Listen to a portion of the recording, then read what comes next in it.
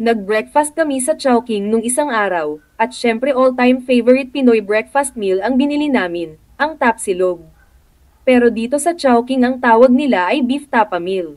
Bumili din kami ng pork chow fan para sa extra rice namin. Gusto namin ang beef tapa ng Chowking dahil malambot siya at hindi durog yung meat niya. Yung marinated flavor niya ay masarap din dahil hindi maalat at hindi din masyadong matamis.